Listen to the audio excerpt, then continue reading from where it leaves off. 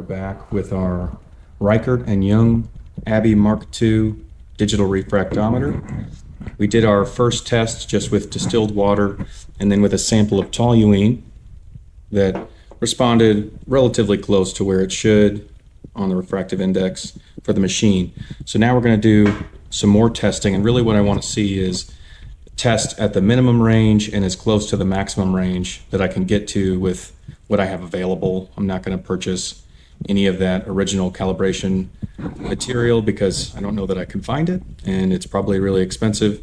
And really the fun of this project is just seeing what I can do with what I have. But what I really love about this machine is that it can be worked on, obviously, and it is pretty reliable. You know, I got it in some rough shape. It wasn't reading, the adjustment wheel wasn't riding on the rails, and now it seems to be working fine. So we're going to run some more tests and see how it shakes out across a few different chemicals that we'll put through it. You might notice I've got a little furniture pad under one of the feet. They're just little rubber feet with a screw. That was just to level it as best as I could on my improvised lab table that I've got here. So we'll get that set up, and I'll show you a few of the features before we get started. One of the first things I wanted to show you is inside this housing is the bulb that is that sodium D-line light. And this one is in good shape. The filament's still in good shape. And I was actually able to find some of the originals and order some spares just in case we burn one of these out or if I break it while I'm working with it. And it looks like these are maybe indexing screws for this housing, but I couldn't find any holes for a screw to go through them, and it fits on there pretty snug. And even though this cover is pretty banged up, looks like it's doing its job anyway, protecting that light, and it worked for our tests yesterday, so we're going to keep moving. One of the really interesting things about this machine and what's happening inside as we're running these tests, so the refractometer is actually measuring how much light is bending as it's passing through each of these liquid samples, which is why it's important that we control that wavelength of light with those sodium D-line 589 nanometer light sources coming from here and not from the external sun, outdoors, incandescent light bulbs, things like that. So I'll do my best to control for those in the tests. And each of those readings will give us an idea of the material that we're testing, but it will also let us start to diagnose where those contaminants could come from. So going back to our toluene example, just a small inclusion of something like xylene or benzene could really push the reading on the scale and either make us think that we have a more pure sample than we do and still read in relatively the same refractive index. So for example, on our test, water is going to be that lower end of the spectrum, low refractive index. We'll move to that middle range with our ethylene glycol, toluene, other things like glycerin would fall into that middle range. And then the upper range with high refractive index will be our wintergreen oil or methyl salicylate. You want to be very careful about exposing these prisms to any harsh solvents in cleaning. I've seen acetone used, I've seen isopropanol, ethanol, things like that, and I noticed that there is a rubber sealant, likely silicone, around the housing here, which probably plays a role in the water coolant running over the digital thermometer that's on the inside. So while silicone will be relatively impervious to any of those solvents, I just want to handle it with care. I'm not sure exactly what kind of life this piece of machinery has lived before I got hold of it.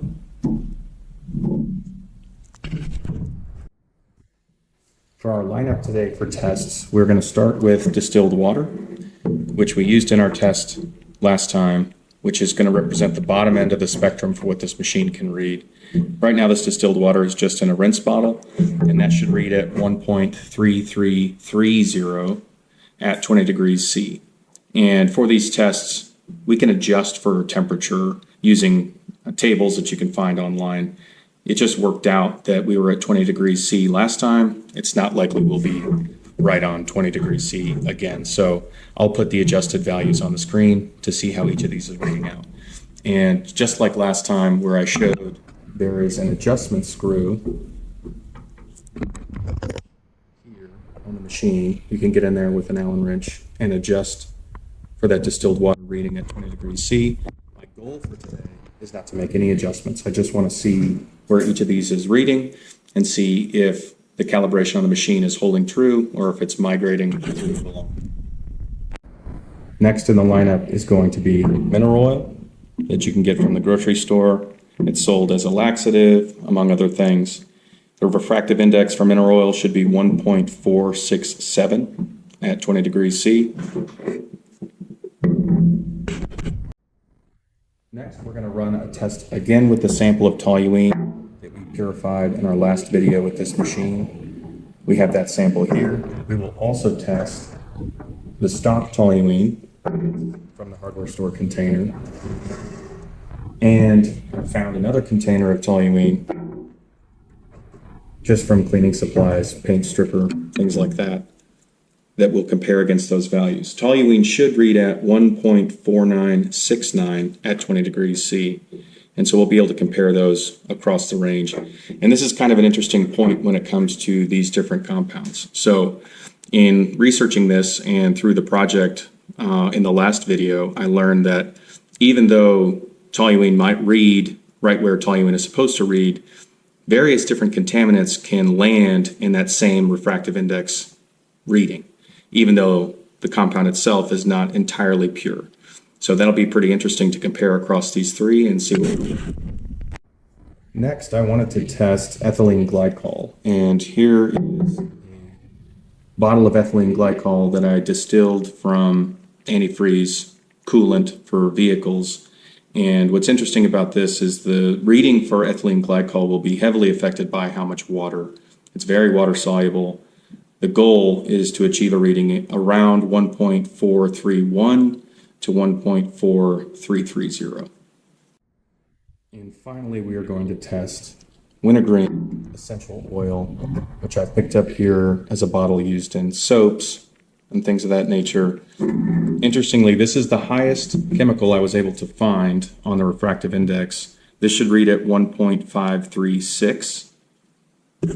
We can expect this to be made up of 98 to 99% methyl salicylate, and that behaves in the body very similarly to aspirin. Both methyl salicylate and aspirin end at the same metabolite that is the active form in the body. And as little as, I believe it's 6 milliliters or a teaspoon of this is the equivalent of something like 21 aspirin tablets. So while it will smell delicious, we will not be tasting or letting any of this come into contact with our skin. We'll wear gloves throughout these tests and handle it with respect. And I kept it sealed after I purchased it with hopes of keeping it as fresh as possible. So we'll store it in the refrigerator after opening it, and hopefully we'll get a reading that'll at least test the upper end of the band that this machine can handle.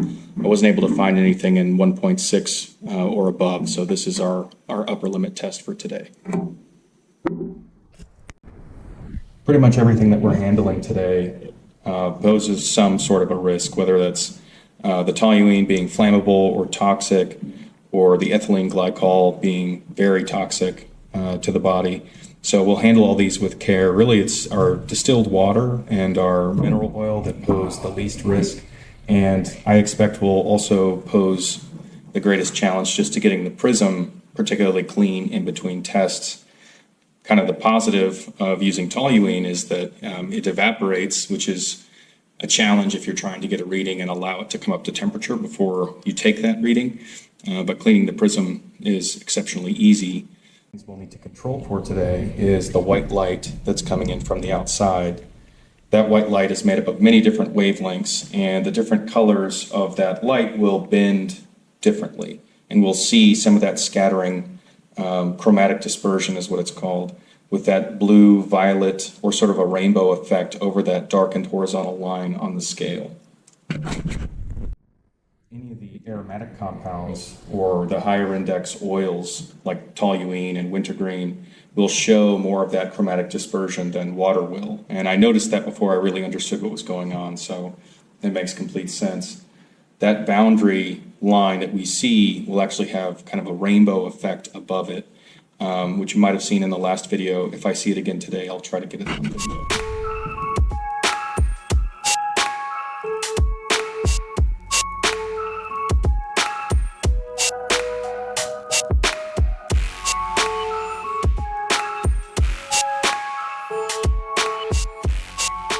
I have a disposable pipette for each sample that we'll test, so I'll use it one time and then discard to prevent any contamination between the samples. And I brought some canned air, which helps to clean the prism off, along with this microfiber camera lens cloth. However, oftentimes these have a bittergent added to them to prevent abuse of canned air, like through inhalation and things like that.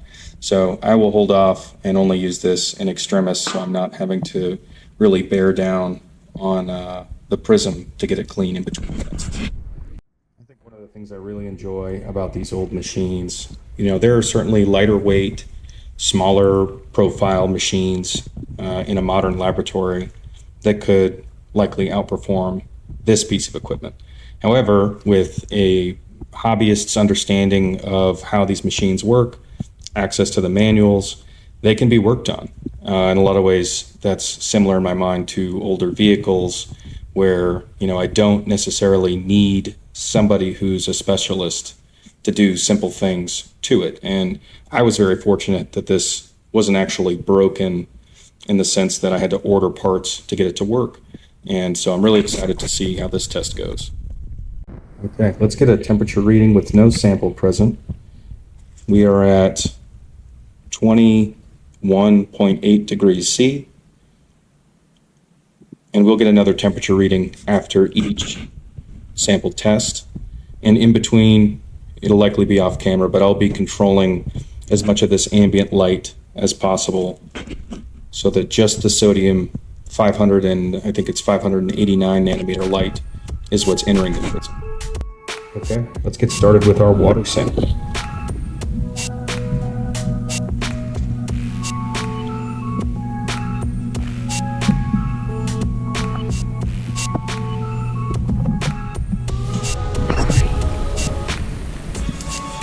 All right, for our water reading, 1.3326.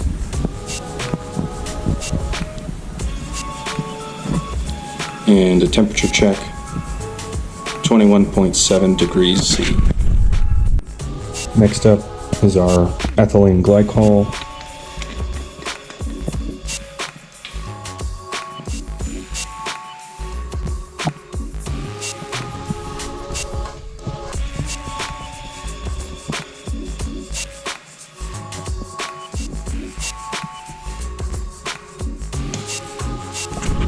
Let's get a reading for our ethylene glycol. 1.4314.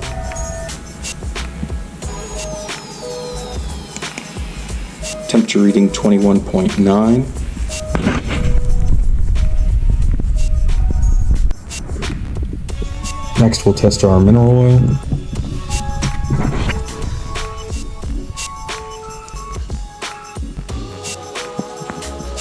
Get it through there. There we go.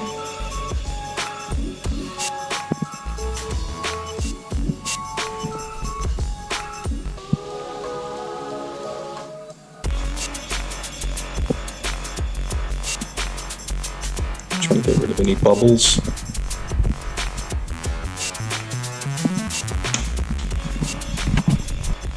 I just try to take a picture of the chromatic dispersion for this mineral oil. Is really challenging to dial in, so we'll see what we get.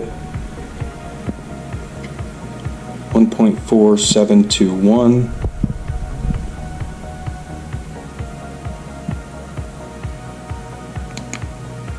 at 22.1 degrees C. Next will be our raw toluene sample right from the hardware store, and I'll probably have to do this off camera because I'm going to have to tilt it.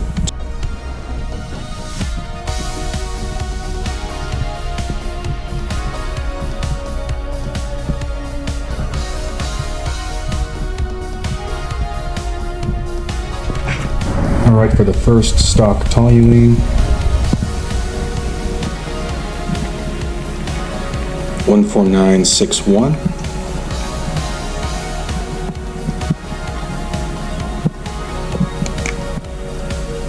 At 22.5 degrees C. Now for the second stock toluene sample.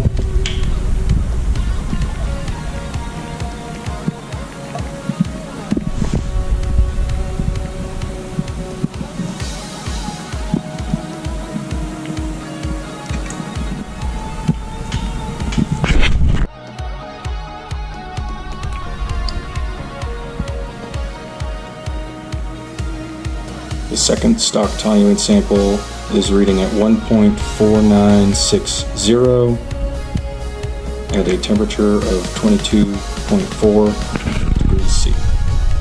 Now for our cleaned toluene sample made in the last video for this test.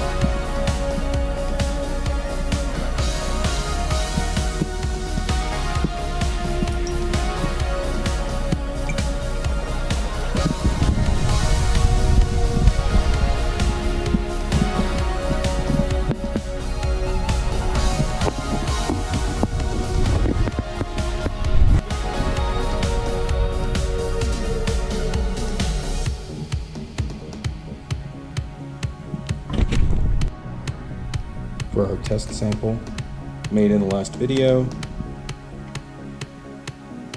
14962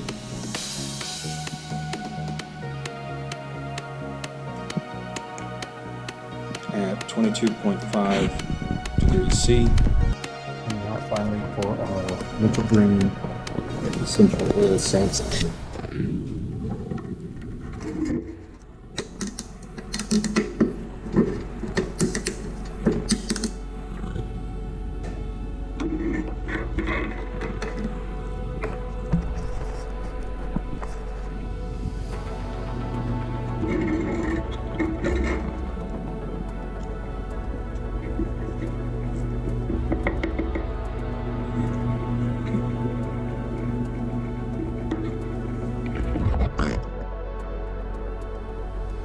Which does smell amazing.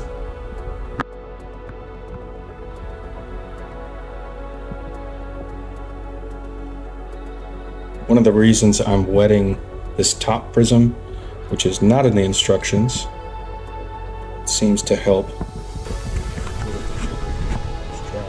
Now for the reading of our methyl salicylate wintergreen essential oil.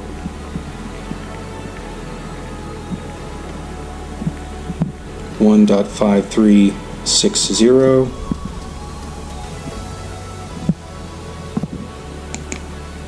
at 22.6 degrees C.